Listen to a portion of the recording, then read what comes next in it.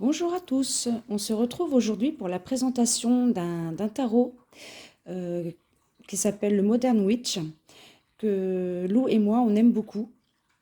C'est pour ça qu'on vous le présente et puis on le trouve particulièrement bien adapté pour les gens qui apprennent le tarot, qui ont quelques difficultés encore peut-être à interpréter certaines lames. Donc le voici, on va commencer tout de suite avec la particularité qu'il ne représente que des femmes. On verra comment ils font pour les énergies très masculines du tarot. On verra. Alors, on commence par les arcanes majeurs. Donc ici, hein, on commence avec le battleur, la papesse, très couverte. Hein, il faut se rappeler qu'elle est pudique. On retrouve les piliers. Enfin voilà. Ça ressemble quand même pas mal au tarot traditionnel, mais voilà, la touche de modernité qu'on peut retrouver par exemple ici dans cette carte avec l'ordinateur. Hein. Voilà. L'impératrice, très jolie, très séductrice. Alors, là, par exemple, vous voyez, c'est une femme, donc avec une énergie très masculine quand même, hein, pour représenter l'empereur. La papesse. Vous voyez que ça ressemble quand même beaucoup, hein, au tarot traditionnel, quand même. L'amoureux ou les amoureux, voilà, avec, on dirait, Adam et Ève, avec le serpent, la pomme et tout et tout. Là, nous avons, pareil, une version très moderne du chariot, version rocker, ou rockeuse plutôt. La justice, on retrouve quand même, hein, la symbolique de la lame de la justice, quand même. L'ermite, encore une femme. Bon, elle n'a pas les attributs habituels de l'ermite, mais quand même, on la reconnaît. Hein. La roue de la fortune, ou la roue de fortune. Là, vous avez la force. Alors, pour le Modern Witch, il s'agit du 8. Pour beaucoup de personnes, on considère que c'est le 11 et non pas le 8. Ça s'inverse avec la justice, en fait. Hein. C'est souvent le cas.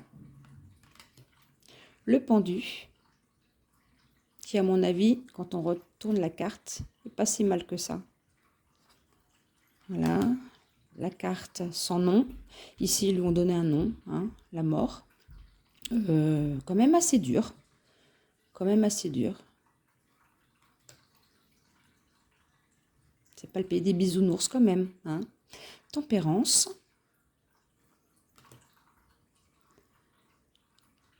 Le diable. Encore une fois, pas très éloigné de la carte traditionnelle de la tour. Celle-ci. L'étoile. Très jolie aussi.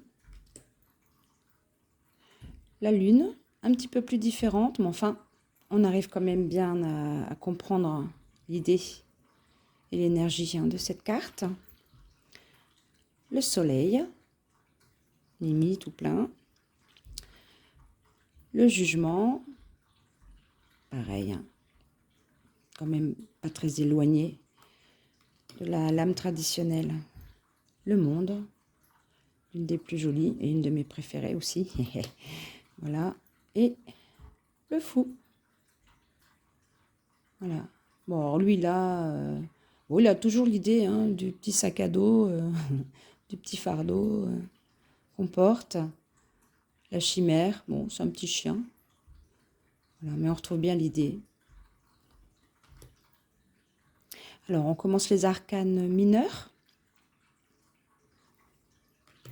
Voilà, on est dans les coupes. Le 3 de coupe. Le 4, avec une demoiselle qui boude. Très parlant, hein, je pense. Là aussi, avec les coupes renversées. Pourquoi pas des larmes. On le voit ici.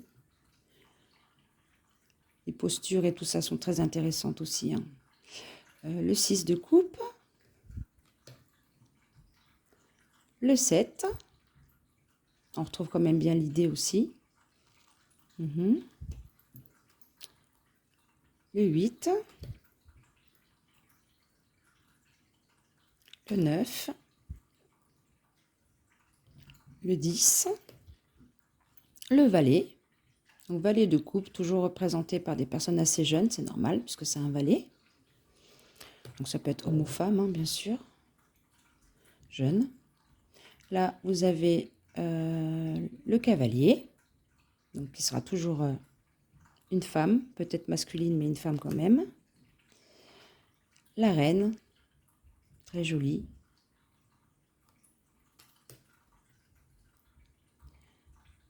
Le roi de coupe. Vous voyez, on dirait presque un homme, mais c'est normal, puisque c'est une énergie masculine.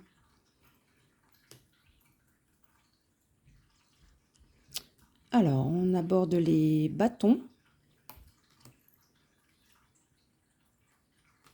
Vous voyez, ça ressemble quand même, hein, on retrouve quand même, elles sont très parlantes ces cartes.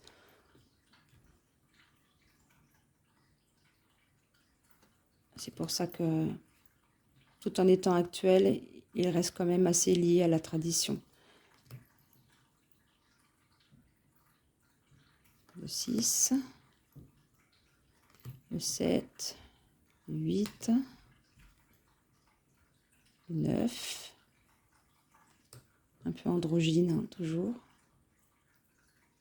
Alors, le valet.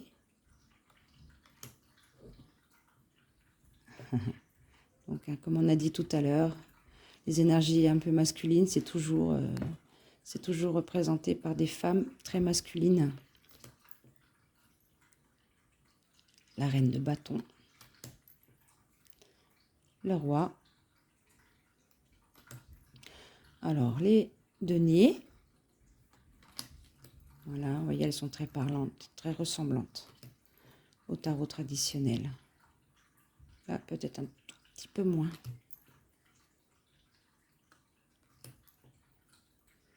Voilà. Le 6. 7. 8. On récolte.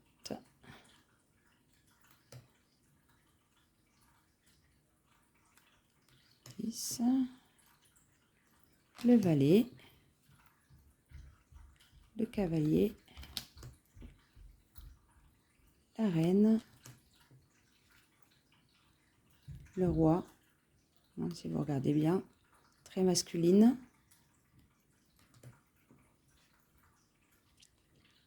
De toute façon, il ne faut pas oublier hein, que certains disent que une femme peut sortir, en tant que consultante, elle peut sortir en roi. Hein, si elle a une énergie très masculine, si ce qu'elle fait, sa façon de se comporter, de faire face aux situations est masculine aussi, enfin, et fait partie de l'énergie masculine. Les épées, ça on aime un petit peu moins. Et pourtant, il en faut. Voilà. Le 4. Le 5. Celle-là aussi, hein, très parlante. On ne les laisse pas derrière soi, hein, les épées.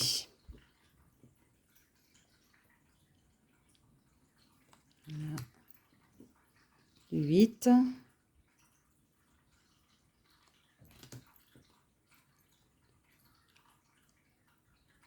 Le 9. Alors, pour le 10, il y a une particularité. C'est qu'il y en a deux. Alors, je ne sais pas s'il faut mettre les deux. Moi, j'aurais tendance à dire, oh ben non, une, ça va suffire. Il y en a une qui, elles sont toutes les deux identiques, mais il y en a une qui me semble un petit peu plus optimiste, c'est celle-ci, puisqu'on vous dit que tout va bien, hein, tout est bien, tout va bien. Donc c'est, voilà, on est par terre, on est...